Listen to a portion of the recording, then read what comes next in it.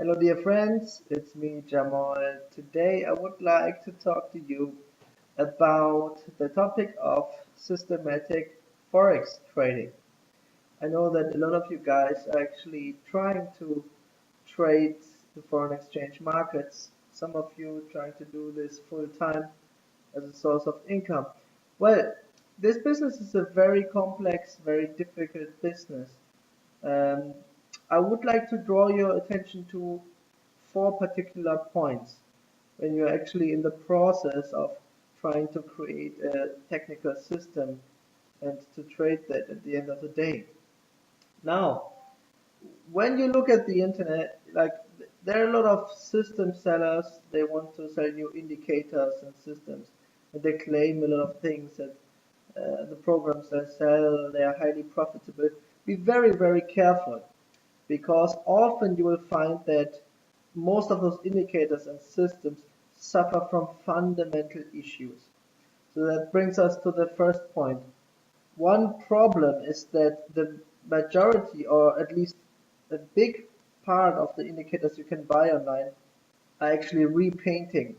What does that mean? Well, that means that when you look at the indicator and you scroll back your charts and you want to do tests about how the indicator performed in the past, actually it looks great. It just picked the highs, the lows perfectly. And the reality is that when you try to trade these signals live and a signal appears, let's say a sell signal, and you actually even enter a trade and you go short, like it is suggested, you will be surprised that after some bars, the price moved against you because it went further up. And what happens? Actually, the signal changes its place and suddenly it's there. And this can go on and on and on and on, and the market moved against you significantly, and you're on a big loss, and you wonder what actually happened. Now, this is a very, very big problem. I'm not saying that repainting indicators are useless in general. I mean, in some systems they play a role, and if you have other indicators which, are not repainting, and you actually, assign a function to each indicator within your system, repainting indicators can sometimes be useful. Just be very careful with that one, because on the internet you will find a lot of systems and indicators which are sold on a daily basis, and they are completely repainting. And if you just try to trade according to that indicator, you will definitely lose money. Trust me. If it would be that easy, a lot of people would make a lot of money from the foreign exchange markets. The reality is the opposite is true.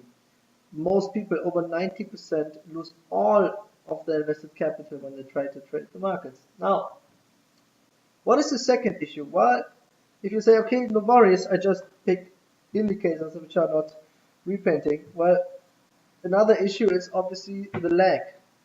Unfortunately, most non-repainting indicators do have quite a significant lag, which means the signal appears, but it appears just too late. Like the price already made a move, and your entrance is quite bad in terms of the move, and right after the signal appears, it moves in the opposite direction at the majority of times because actually the indicator is too slow. Now, you would say, okay, no problem, I can make the indicator faster by changing the settings and so on. Well, that brings us to the third problem, which is whipsawing.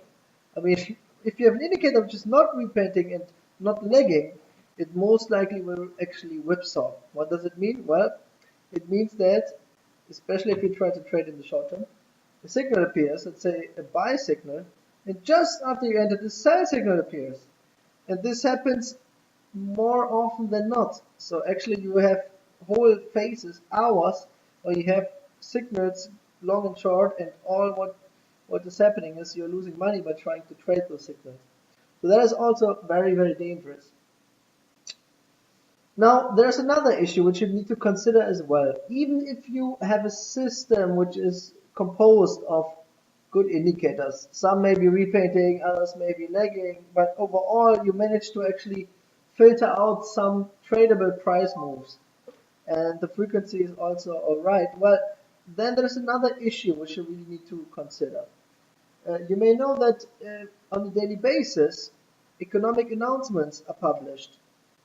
So basically, you have on most days in the morning, in the afternoon, in the evening, data being published. Let's say unemployment, GDP, inflation data, bond auctions, um, non-farm payrolls, all kinds of news announcements you can think about. Now, some people actually do not even consider that. Well, guess what?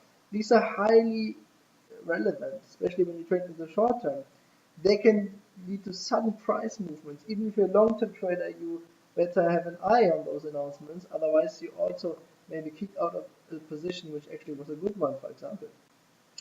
So this is something which you need to incorporate. There are different ways of doing that. Some people that just trade the technical system, and their ideology is that, well, sometimes the news will completely kick me out, sometimes it will really move in my favor, and overall it cancels out in terms of profits. Well, this is one alternative. It's a bit aggressive, but most people will prefer to actually manage the news. So they will actually be aware when they are published, what the results are, and what that means for their system and their current trade. So they may, for example, actually move the stop order closer in order to either get kicked out at a price which is not far away, or to actually also have the chance of staying in and benefiting from a big move. This is a very, very difficult game, especially that part, and it takes experience and knowledge to understand which announcements actually move the market to which markets also, and also resulting correlated moves in other markets and so on. So these are four very different points. So you should consider when you're in the process of actually creating a foreign exchange system. If you did not manage to actually solve or reduce the issues I described, so you do not even have a chance in the first place of trading in a profitable manner. Because everything people talk about when they talk about trading, like discipline and risk management and so on and so on, that comes on top. All these difficult topics, they come in addition to that. So assuming that you have a technical system which is already solid and which does not suffer from the issues I explained, like repainting, lagging, whipsawing, and news, um, then you actually have to manage to be able to implement the system. And then things come into play like discipline, risk management, how much time you have to invest, etc., etc. So that's a whole topic on its own, which I will not cover in this video.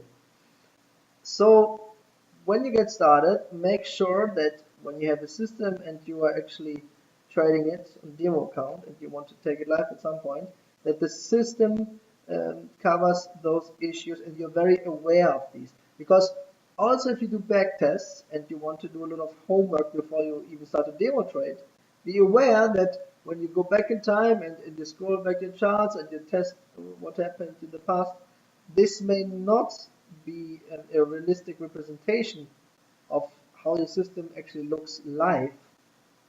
Um, so be very, very careful to not draw wrong conclusions out of that. So yeah, thanks for your time. Always do your research. Always do a lot of tests, and then start with take it very serious. Start with the demo account, and after you actually prove that you can trade profitably there, then just start trading live, but not before then. And in order to get there, in order to actually be successful in demo trading, you first need to actually have a system that works. So that alone is difficult enough, and that's essential. Without that, you can have all the discipline in the world, you can have the best risk management in the world, and so on and so on. You won't get anywhere.